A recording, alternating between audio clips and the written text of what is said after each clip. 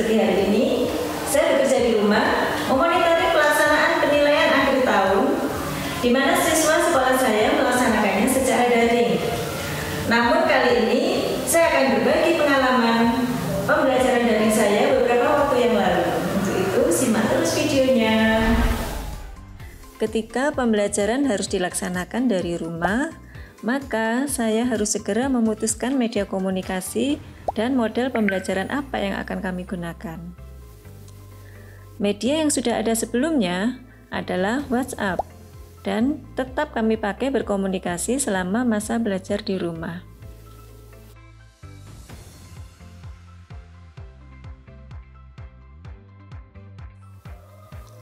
Model pembelajaran yang saya pilih adalah problem posing. Sintaksnya adalah 1. Pemaparan materi. Setelah siswa masuk kelas dan presensi, Google Classroom yang saya gunakan, siswa saya arahkan untuk mempelajari materi dari buku teks yang mereka gunakan selama ini. Di samping itu, saya beri juga link-link video pembelajaran untuk disimak dan dipahami materinya. Langkah kedua, memberikan latihan soal beserta pembahasannya. Untuk lebih memahami materi, siswa mengerjakan soal-soal latihan dan hasilnya dikirimkan ke Google Classroom. Sedangkan pembahasannya, saya perlu media untuk dapat menulis dengan lebih leluasa. Kita tahu kan, matematika banyak menggunakan simbol-simbol yang tentunya sulit jika langsung ditulis di WhatsApp maupun di Google Classroom. Maka, saya gunakan aplikasi video conference Zoom Meeting. Pada fitur whiteboard dan dengan bantuan pen tablet, saya bisa membahas latihan soal dan bisa tanya jawab langsung dengan siswa, layaknya di kelas nyata.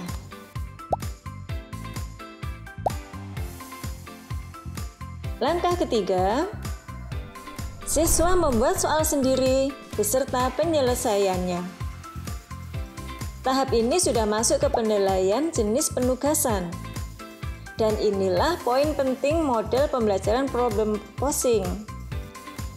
Pembelajaran daring dengan social distancing, saya tidak dapat mengawasi langsung bagaimana siswa saya menyelesaikan tugas. Dengan keharusan membuat soal sendiri beserta penyelesaiannya, maka diharapkan mereka lebih memahami permasalahan karena masalah diajukan sendiri oleh siswa. Ini adalah foto-foto pekerjaan siswa yang dikirim ke Google Classroom. Dari segi karakter siswa, karena membuat soal ada unsur mencipta, bukan sekedar mengerjakan soal-soal yang telah tersaji, maka kreativitas dan kemandirian diharapkan dapat terbangun juga. Masalahnya kemudian, macam soal dan penyelesaiannya menjadi banyak dan harus dikonfirmasi semua kebenarannya. Untung ada MS Excel yang sangat membantu saya dalam mengoreksi semua pekerjaan siswa. Langkah yang keempat, siswa mempresentasikan soal dan penyelesaian yang dibuatnya.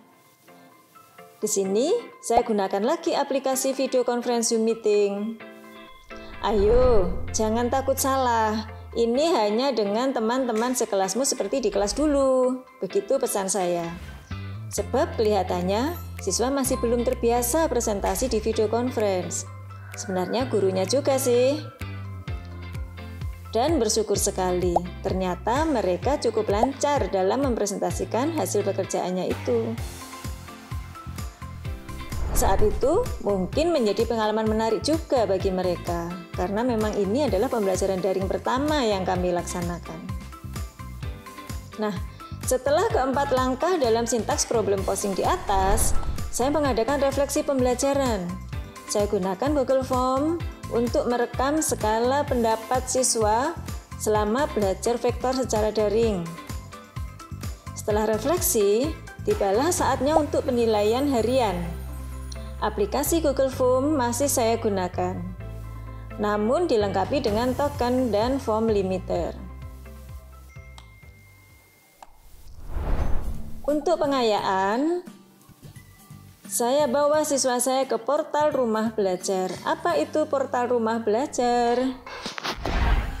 Di bagian akhir pembelajaran, terutama bagi siswa yang telah menuntaskan kompetensi, saya bawa mereka menuju ke portal rumah belajar. Saya arahkan untuk membuka materi pengayaan vektor, yaitu perkalian silang 2 vektor. Apa itu portal rumah belajar?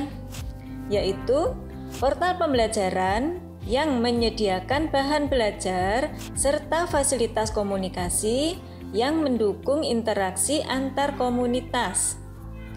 Seluruh konten di dalamnya dapat diakses dan dimanfaatkan secara gratis. Kedepan, portal rumah belajar tentunya tidak hanya untuk pengayaan sebagaimana pengalaman pembelajaran daring pertama saya ini. Fitur-fiturnya yang lengkap mulai dari sumber belajar, kelas maya, laboratorium maya, dan bank soal. Di samping juga fitur-fitur pendukung dan sumber belajar lainnya memungkinkan sekali digunakan sebagai portal utama pembelajaran berbagai mata pelajaran pada setiap jenjang pendidikan dasar dan menengah. Perkenalkan, nama saya Irma Nur Ramadhania dari SMA Negeri 2 Batu. Belajar di rumah belajar ini akan sangat memudahkan kita karena memuat banyak sekali materi yang ada di sumber belajar dan juga soal-soal yang ada di bank soal. Selain itu, saya juga bisa menggunakan fitur-fitur yang lainnya.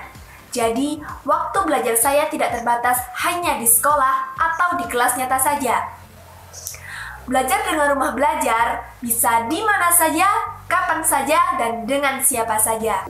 Perkenalkan, nama saya Gilang Nuhung Pratama. Saya adalah salah satu siswa di SMA Negeri 2 Batu. Sebelumnya, saya tidak mengenal apa itu portal rumah belajar. Tapi setelah guru saya memberikan tugas pengayaan kepada saya dan disuruh untuk melihat di portal rumah belajar, saya jadi tahu apa itu portal rumah belajar. Dan ternyata video pembahasan juga soal-soal yang ada di dalamnya, juga pembahasan soalnya sangat menarik dan juga mudah dipahami. Jadi saya sangat nyaman dengan pembelajaran di portal rumah belajar buatan Kemendikbud ini. Portal rumah belajar ini adalah salah satu perkembangan pendidikan yang ada di Indonesia. Karena dengan portal rumah belajar ini, kita bisa melakukan interaksi antara siswa dengan guru atau dengan siapa saja dengan tujuan belajar dengan sangat mudah. Karena portal belajar ini dapat diakses di mana saja, kapan saja, dan dengan siapa saja. Jadi saya sangat recommended untuk menggunakan portal rumah belajar untuk adik-adik mulai dari PAUD dan untuk teman-teman sebaya saya yaitu SMA. Jadi materi belajarnya ada materi umum, semua materi umum yang ada di PAUD sampai SMA. Jadi gunakan portal rumah belajar untuk perkembangan pendidikan yang ada di Indonesia. Terima kasih. Halo sahabat rumah belajar di seluruh Indonesia.